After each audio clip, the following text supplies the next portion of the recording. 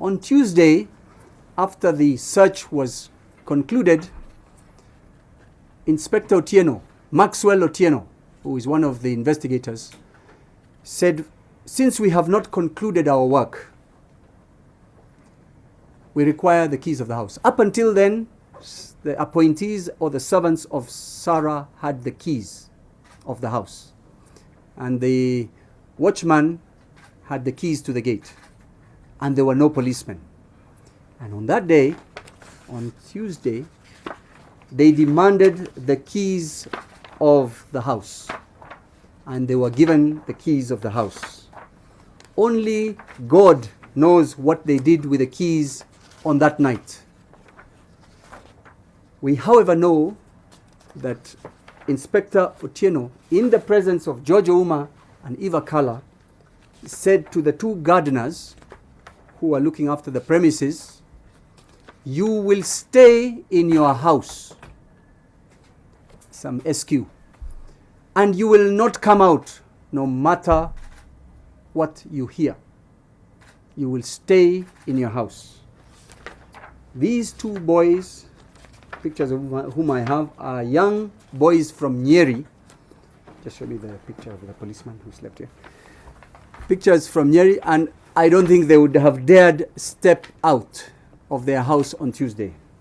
And on that night, it's towards the end, a police sentry was now, for the first time, took over the house. It was there, you saw it. They kept the keys on Tuesday night.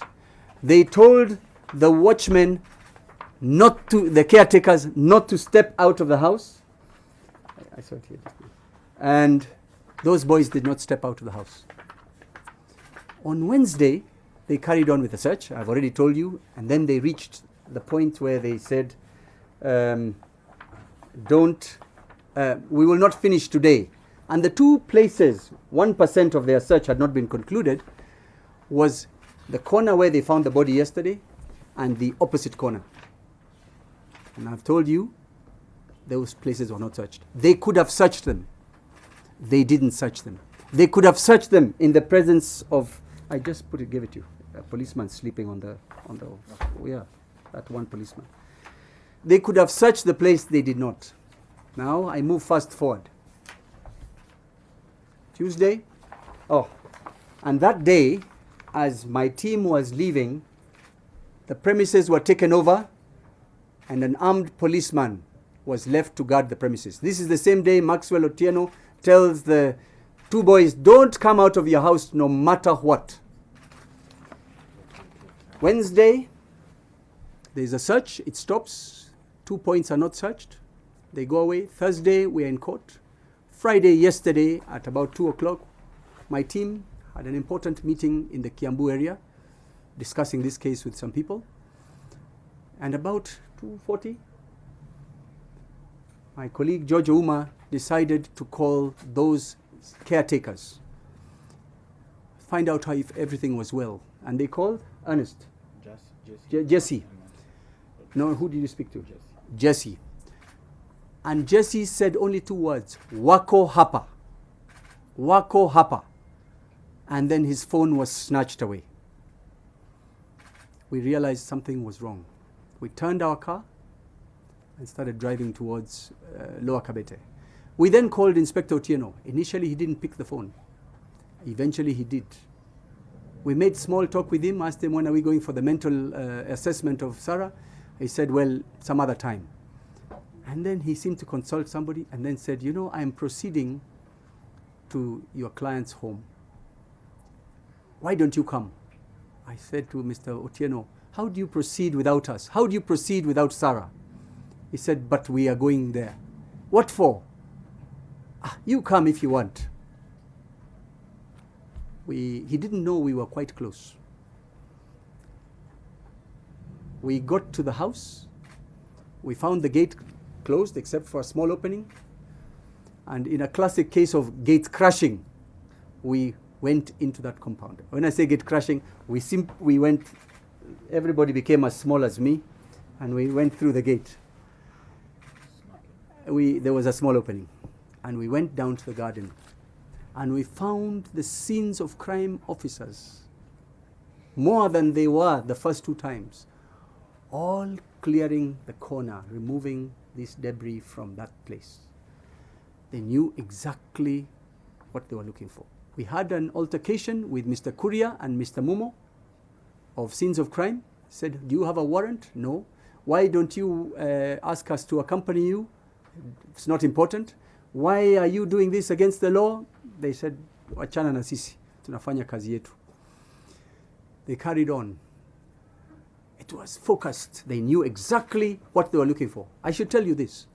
If Sarah was not there, another person who was showing them the place, I've seen the name of a mystery man. That mystery man should have been the one saying, this is where it is, or some other person. There was only police officers who knew what they were looking for. And Mumo said to me, this is intelligence-based work. I said, okay, but it's still illegal. Finally, the slab was cleared. There were 3 piles of new concrete. Concrete is kokoto and cement mixed. And it was quite fresh. Fresh. Sarah has been in custody 17 days. It was fresher than 17 days. It was probably 2, 3, 4 days old. That cement. But we're just watching. We take a few of our pictures. A crowbar was brought. And if it was concrete, which was cured, it would not have been easy to move. With one strike of a crowbar, one of the biggest pile of concrete moved. One strike. It wasn't even dry enough. And then there was a manhole cover. They weren't interested in the other 2. They all came round.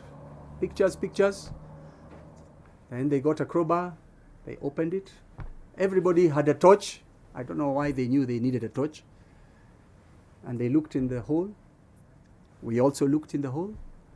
And there was a form, a long form, possibly the length of a human being. It could also be the length of anything else, tied up in a blue or black wrapping. By this time, George Kinoti had arrived. And he was making a few phone calls. But the most important part of that phone call, those phone calls, was he then flashed on air that Tob Cohen had been found. No responsible police officer does that until you have had identification. It could have been anybody's body. It took over an hour from the point when he flashed it on the news that Tob Cohen's body had been found for that form to be unwrapped. It became a human being.